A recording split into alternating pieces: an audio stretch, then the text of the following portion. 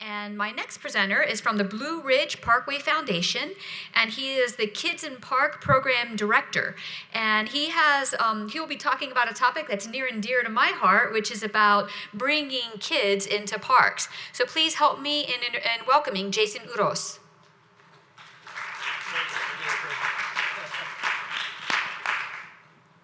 Thank you, everybody. So once again, my name is Jason Urroz. I'm the director of a program called Kids in Parks.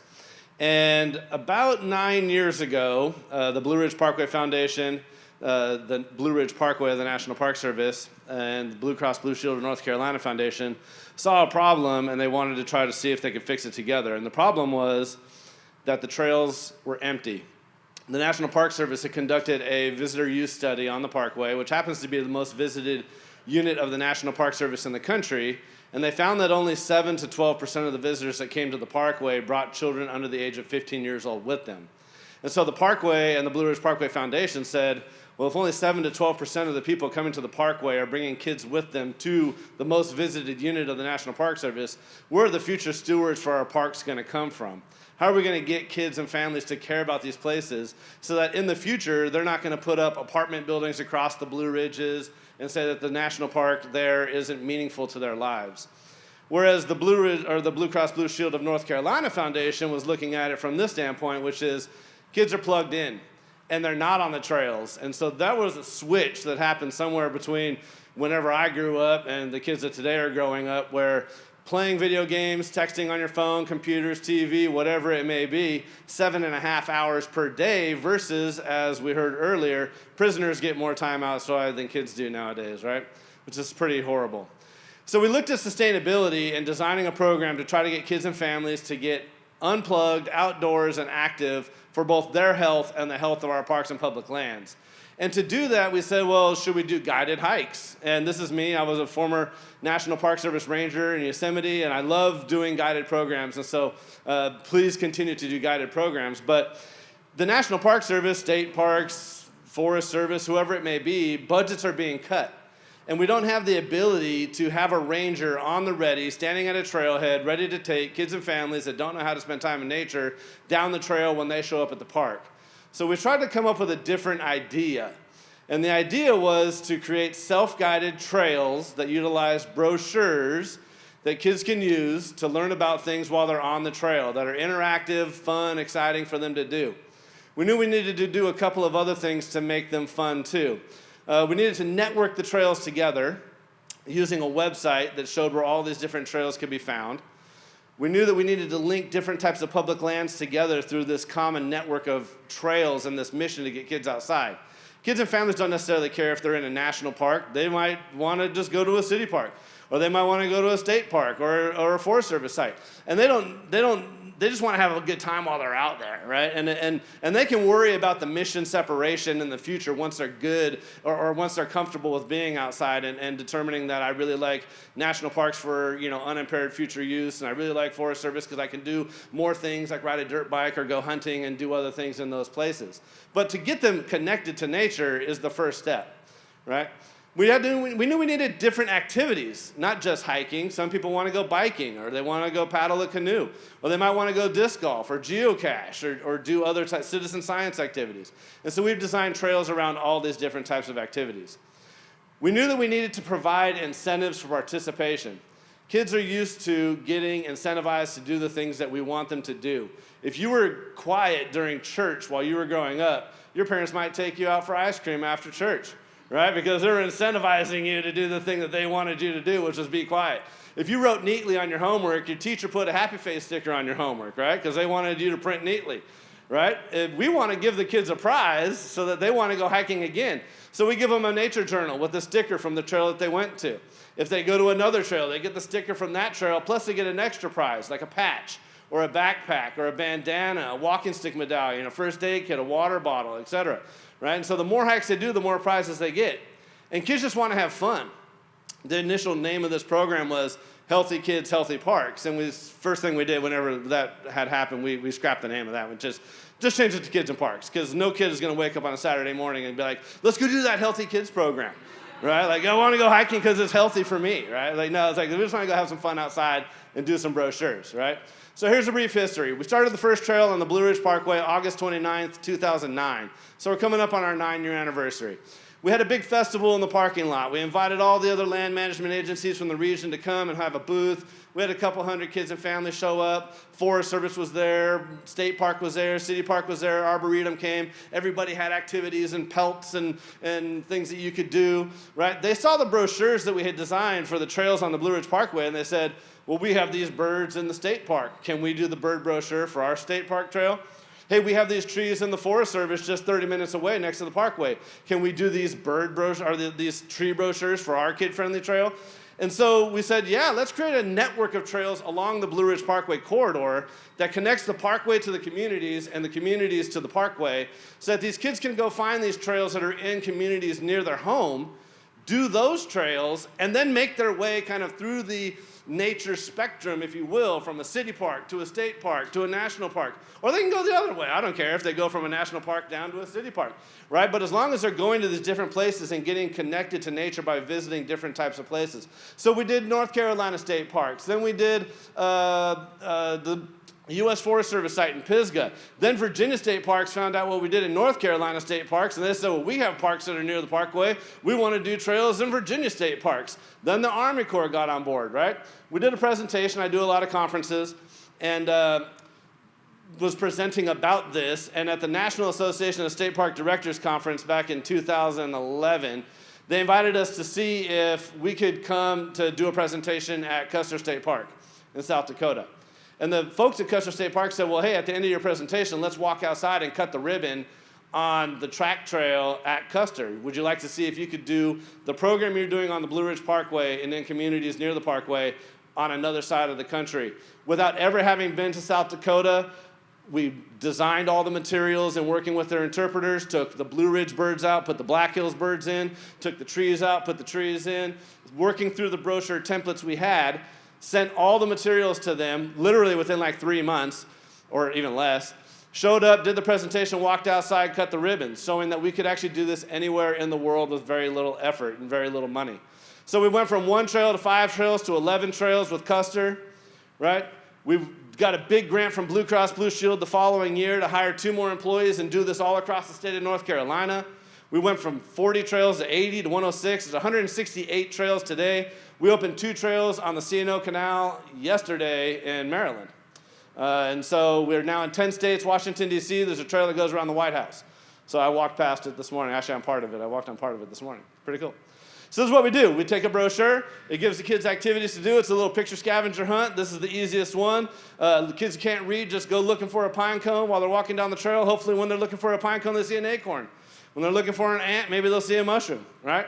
Or we do this animal athlete brochure to tie in for health, right? But instead of saying, like, do this healthy exercise brochure, we hide the health in movements of the animals. And so you're doing hummingbird hand swings and doing jumping jacks, or you're doing ant push-ups, right? And then kind of hide the activity that they're going to do this thing.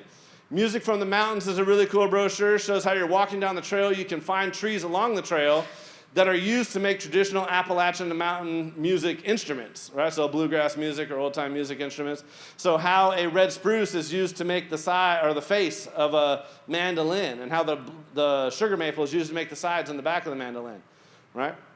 And here's a custom site-specific brochure that we did for Shenandoah National Park, where the kids are using their senses to go down the trail, and they actually have to crawl like a box turtle and smell the mud in one of the activities. But we worked with their staff to design that brochure. And there's 50 more brochures that I could show. Bilingual brochures, we got to get everybody involved in nature. Diversity is key to sustaining our national parks and state parks and Forest Service into the future. So we took our same hide and seek brochure, took the Florus sylvestris, is a wildflower, right? Or a hormigas is an ant. I might have not said those correctly. But English speakers can learn Spanish words, and Spanish speakers can learn English words, which is a really cool thing. Right? You take the animal athlete brochure, you take the Spanish text, you put it blue, your English text is black. That way they can see which text they need to read, right? And then you can almost kind of think of what words are which words, like el salto de altura de ciervo, the high jump of the deer, right? It's pretty cool. We do nature trail disc golf courses. Anybody play disc golf? I love disc golf. I played 500 courses all over the country, all over the world. So my boss said to me, hey, you've got the average age of our kids for this program, 7.5. How are we going to get teenagers involved? I said, through a Frisbee. You throw a Frisbee through the woods, it's like a hike, and you follow this thing, and then you just go 18 holes around the course, right? So instead what we did was we took the sign, and instead of having the sign that was just about, it's 300 feet, it's par 3, whatever it is, how about the tree next to this tee pad is a tulip poplar? And hey, if you want to get really good and throw better shots, here's a particular type of throw you could use.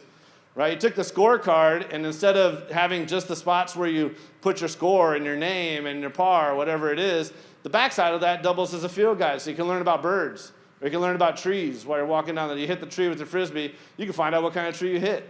Right? It's a pretty good idea. We do a bike trail. So here's a bike trail that we did. It's the Salem Lake Greenway. This is the drinking water for the city of Winston-Salem. They want to keep the water clean. All the signs that we installed around the lake have themes. So this one's Wetland Wonders, and it's all about how the wetland helps to clean the water before it goes into the lake, and how it filters the pollutants out of the water. But Wetland Wonders, well, how do you get a person riding a bike down a trail to stop at an interpretive panel? You put a code letter on every sign, and then you tell them if they can find all the code letters and unscramble the code word, and when they register their bike ride, they get a special prize in the mail, right? Which in this case is a water bottle. Because they're learning about how the watershed, and this is the water that they're going to drink at their house, so you're going to get a water bottle in the mail. The code word is watershed, right? There's 9 stops, right? We have a park prescriptions component to our program, right? This program is about getting kids and families outdoors and active for their health. And so what we do is we partner with doctors' offices to install a sign in the lobby of their office. The sign houses the park prescriptions brochure that takes bits and pieces of different brochures that we have and combines them into a brochure that shows them how spending time in nature is good for their overall health. And so if you're learning about the body parts of a flower, the anatomy of a flower, you're making discoveries and you're improving your cognitive health and you're getting smarter. If you're doing the animal athlete activities and moving down the trail and hiking, you're being physically active and you're improving your physical health. And if you're spending time in green spaces, you're reducing your stress levels and improving your self-esteem, and this is helping you to improve your emotional health. Then the doctor actually gets a prescription pad that they can use to physically prescribe the kid to go hiking, outdoor adventure, or at an official track trail location. What we did different with our prescription pad than what other folks do, and you're going to hear from Dr. Czar later. He's a good friend of mine. He's got a great park prescriptions program as well, is we put a serial number on our prescription pad. And kids can register their hikes to get prizes. Well, they can register their prescriptions to get prizes too. And when they register their prescription, they're asked, does your prescription have a serial number on it? And if they say yes, they enter the serial number. Well, my website automatically knows, based on the serial number entered, which doctor wrote the prescription, and it'll generate an email and send it to somebody at that doctor office to let them know that that prescription was filled. That doctor can then put that information into the EHR, the electronic health record for that patient, so that the next time that patient comes back to their doctor's office, they can say, hey, I saw you went on a hike and you went to President's Park, and you said that you went on Saturday and you with your mom and dad. How was that? Have you gone again? Where else have you gone? How about another hike at another spot? Right? And so we have about 300 doctors actively writing prescriptions right now, about 85 different doctors' offices involved in our program. So the results to date, I said that kids register, they answer 15 questions, we get the data.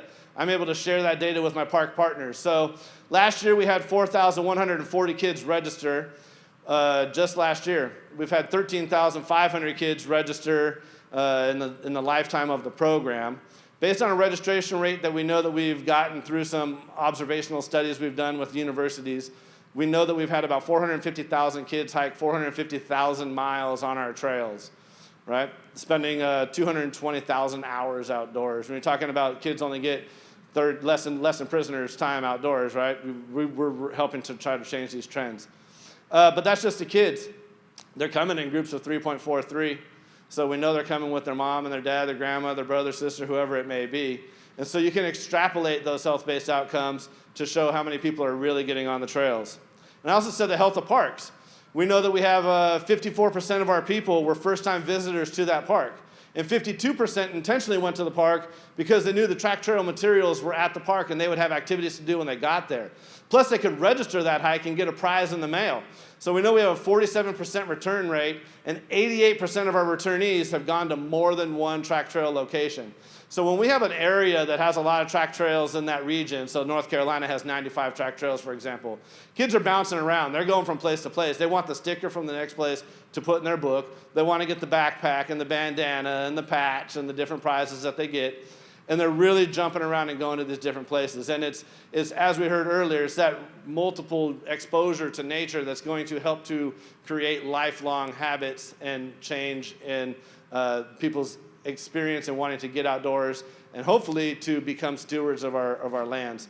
We've won a bunch of awards. We got an award from Michelle Obama. There we are getting our award from Michelle Obama. She's not in the picture. But I did get to eat an apple right off of her desk. I was in her office, a bowl of apples. I ate the apple. It was really good. So here we are. Talk to me if you want to get kids in parks.